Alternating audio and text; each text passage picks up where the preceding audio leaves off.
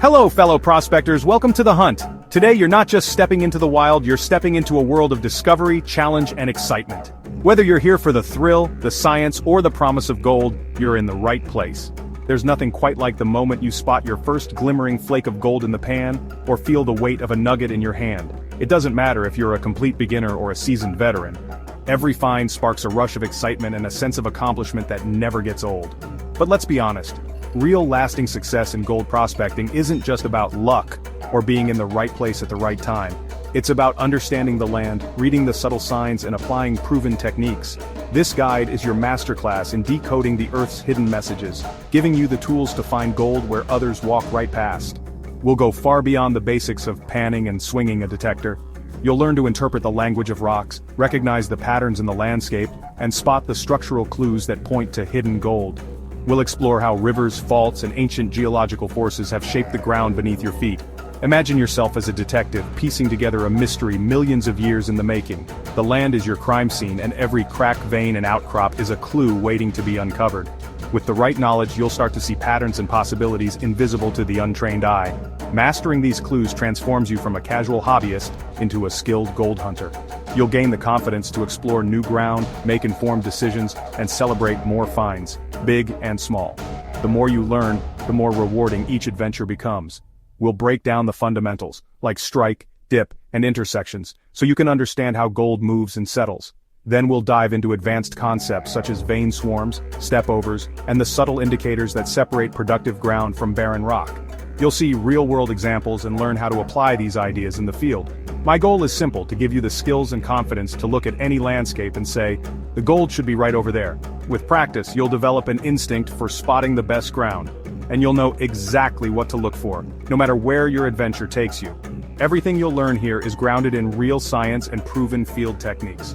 These aren't just theories. They're methods used by successful prospectors and geologists around the world, tested in deserts, mountains, and riverbeds. Gold is out there, waiting in places that follow patterns and rules. If you know how to read the signs, you can find it, sometimes in the most unexpected spots.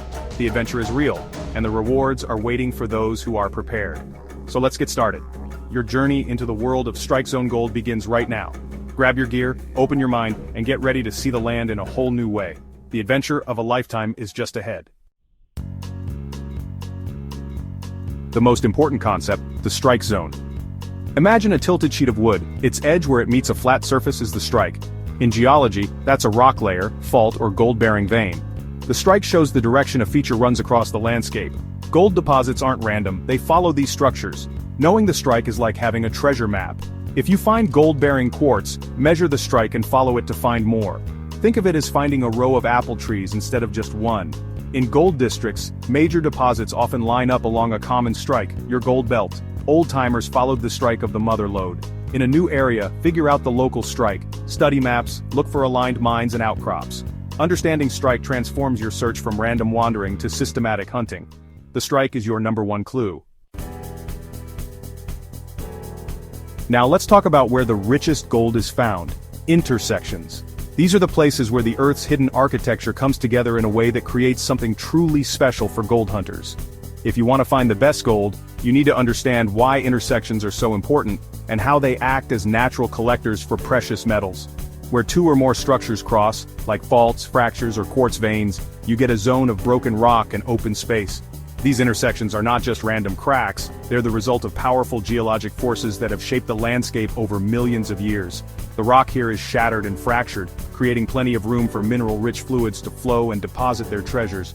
When hot, mineral-laden fluids move through these open spaces, the sudden change in pressure and chemistry at the intersection triggers gold to drop out of the solution and concentrate.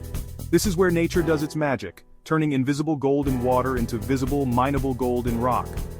Intersections are gold magnets, creating rich ore chutes within larger veins.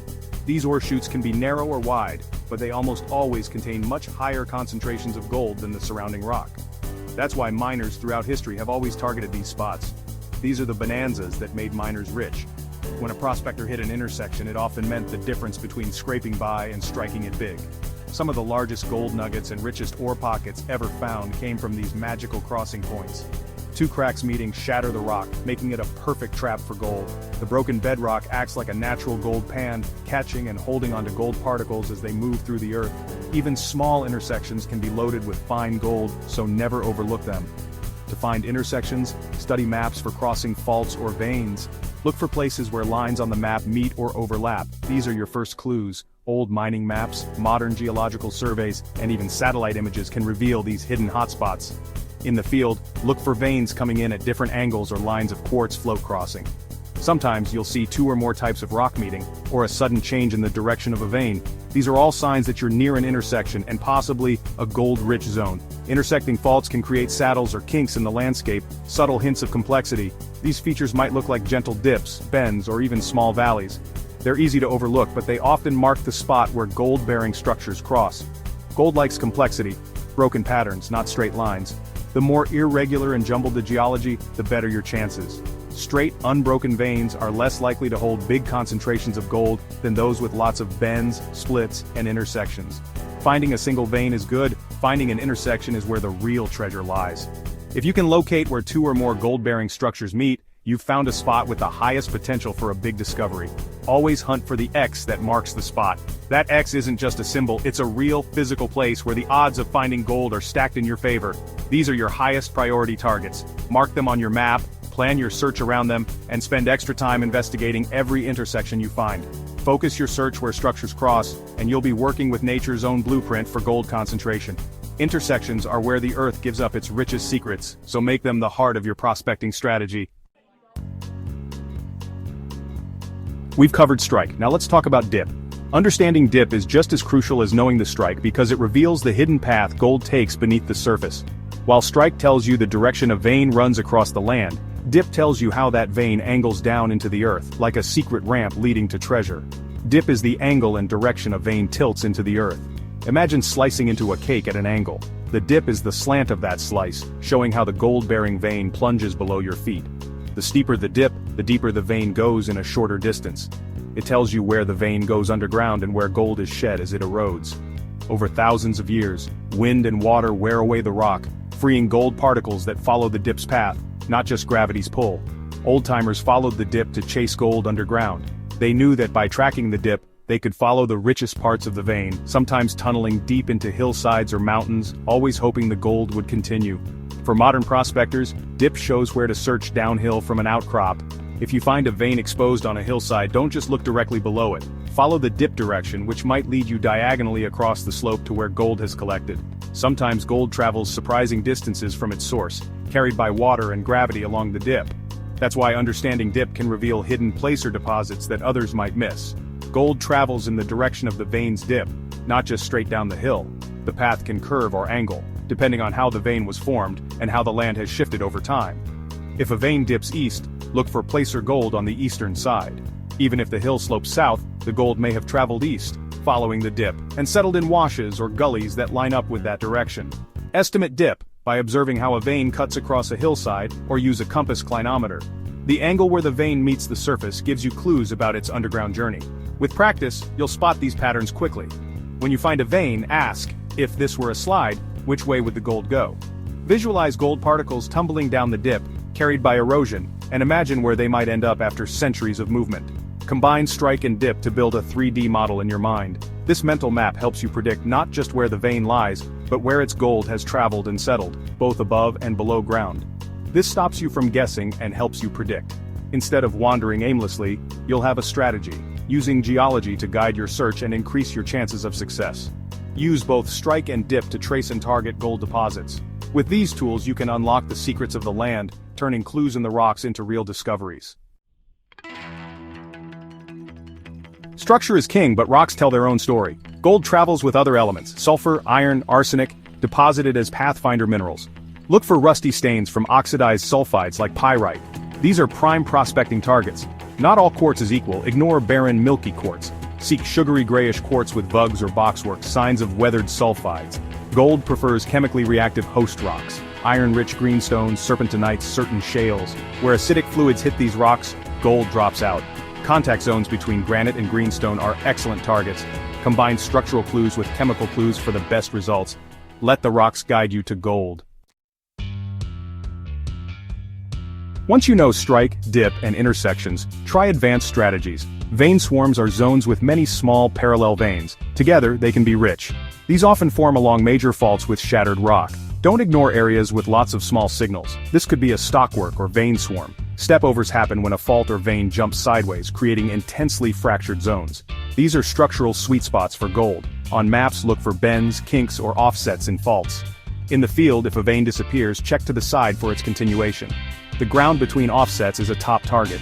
Structural complexity often means bigger gold accumulations.